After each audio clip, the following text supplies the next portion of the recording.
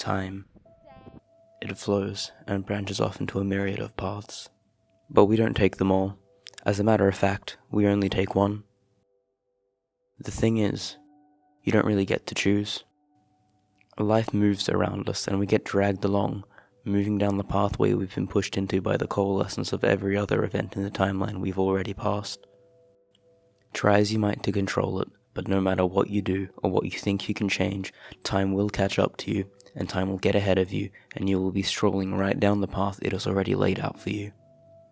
But sometimes, time can be merciful. It can show you paths other people have taken, lets you know how to act when faced with it. The following is one such path you could have taken, if your life didn't play out the way it did, that is. You wake up, and you stare blankly at your bland ceiling. You wonder to yourself, what am I going to do today? There is no answer. There's nobody there to answer you. You live alone. You have no family living anywhere near you. You decided you wanted to be completely independent when you moved out of your family home at 18. Sometimes you regret that decision, but it's a bit late for that now. It's fine, really. You already know what you're going to do for most of the day anyway. You sit up and place your feet on the floor, but recoil quickly and put your feet back on your bed. The floor is cold. It is winter, after all. You stretch out your arms above your head, stifling a yawn, then you check your watch. It's 9:27. You're late for work. That's fine, you think. It's not like you do anything important anyway. You get out of bed, with your feet almost burned by the cold hardwood floor and your aching neck, and you pull on the most presentable business-style clothes you can find. You walk into your bathroom, brush your teeth, quickly use your fingers to comb your hair the way you like it. Brushes make it too fluffy for your liking, and you stare into your own eyes the entire time. You take this opportunity to reflect on yourself, and you start to really feel something for once. Your memories play like home movies. You remember people from your life, and something starts tugging on your conscience. You begin to unravel this notion in the back of your mind, but you're finished in the bathroom, so you leave the thoughts to later. You walk out of your bathroom, grab your bag with your laptop in it, you barely use it, it's mostly for show, and slip on some shoes that are a bit too tight around your toes. It's not the most comfortable option, but you don't really care. You grab the keys, lock your front door. You don't double check the lock, even though you know it has a habit of not being as secure as it could be, and you walk to the bus stop 2 blocks from your house. You check your watch as you walk. 9:42. You should probably hurry up if you want to make it to the stop on time. 9:47. You missed the bus. That's fine, you think. There's another bus in about 10 minutes. There's no seat and no shelter at your stop, but you don't mind. You're not sacrificing anything by waiting, are you? It's just a few more minutes added to the hour and a half you've already missed of work. It shouldn't make much of a difference to you. It never does. 9:55. The bus is about to arrive. You watch it turn the corner onto your street, and you reach out an arm to signal to the driver that you need to be picked up.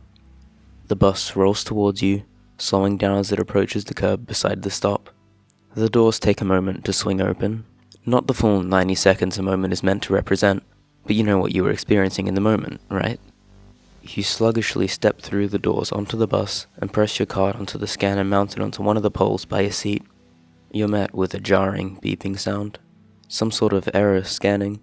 It happens just about every time, doesn't it? You just press your card onto the scanner again. It works this time, and you take your usual seat, directly behind the bus's second set of doors and closest to the window. You like the view of the houses, people, and other roadside objects flitting past before your eyes. It's an easy distraction from your thoughts. Most of the time, anyway. You check your watch after realizing you'd wandered the confines of your mind. It's only 10:05. That leaves you plenty of time to fight off your thoughts of them before you arrive at work. You don't like having her distract you while you work. Who? You think to yourself. You like to pretend they don't matter anymore, but you know better. That's fine. You'll forget about them soon enough. This isn't quite an ordinary day, after all. A few things have been different, haven't they? It's okay if you haven't really noticed. You're not one to pay attention to insignificant details. They don't generally sway you, so you tune them out. However, today they will, but you don't know that yet. You're too busy drifting around memories of her again, aren't you? You know, the little things. Don't deny it. I see the way you yearn for her warmth, the only feeling of home you felt since you were a child, oblivious of the harm the world is bound to bring. She loosened the shackles of your mind and let your soul roam free. You were finally happy thanks to her. It's too bad for you she up and left one morning and told you it was your fault. That threw a real spanner in the works. Oh well, you think. That's done and gone. I've hurt long enough. You've heard it said, fuck it, hurt whilst you can. You wish to live by these words. You are a young man after all, but you simply cannot bring yourself to it. You check your watch again. 10:30. Time flies, as they say. It's not often that it's true for you. Your stop should be coming up in a moment. This time, the 90 seconds true to a moment's definition, and you'd have arrived at your destination. Your hand lifts to the red button in front of you to call the bus to stop, but you hesitate. You miss your stop, and you're forced to sit in the vehicle a moment more.